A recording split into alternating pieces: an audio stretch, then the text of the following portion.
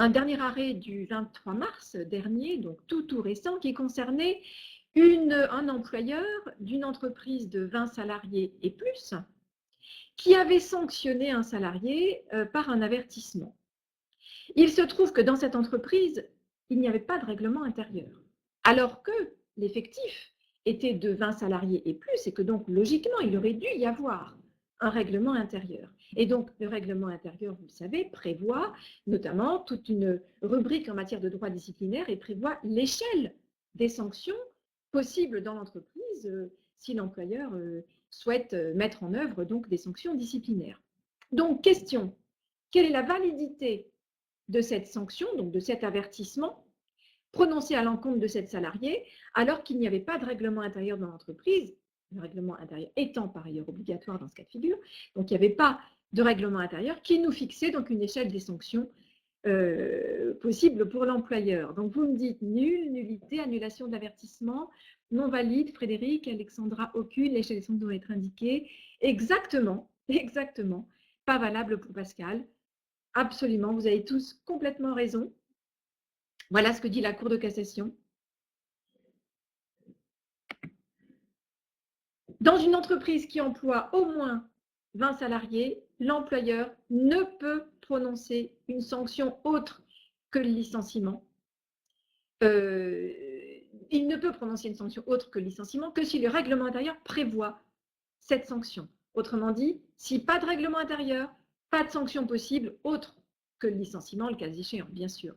Mais donc, toutes les autres sanctions du type avertissement, mise à pied disciplinaire, mutation, rétrogradation, blâme ou autre, est impossible quand on n'a pas donc de règlement intérieur précisant cette échelle de sanctions. Alors, attention, les entreprises de petite taille qui n'ont pas atteint l'effectif de 20 salariés et qui ne sont donc pas tenues de mettre en place un règlement intérieur ne sont pas concernés par cette jurisprudence. Attention, hein, concrètement, dans une entreprise de petite taille, j'espère que vous m'entendez bien parce qu'il y a beaucoup de bruit là à l'extérieur, une fois de plus, hein, ici. Donc, une entreprise de petite taille qui n'est pas tenue de mettre en place un règlement intérieur n'est pas concernée par cette jurisprudence. En l'occurrence, une entreprise de 10 salariés, par exemple, pourrait parfaitement sanctionner un salarié par un avertissement, une mise à pied disciplinaire ou je ne sais quoi d'autre. Donc, on n'est pas sur la même logique. Hein. Oui, cela vaut le coup de vérifier à chaque fois le règlement intérieur. Ah bah oui, je ne vous le fais pas dire Isabelle. Il vaut mieux le vérifier à chaque fois, effectivement, et vérifier l'échelle des sanctions. Et notamment, attention, vérifier, vous le savez, s'agissant de la mise à pied disciplinaire. Si vous avez donc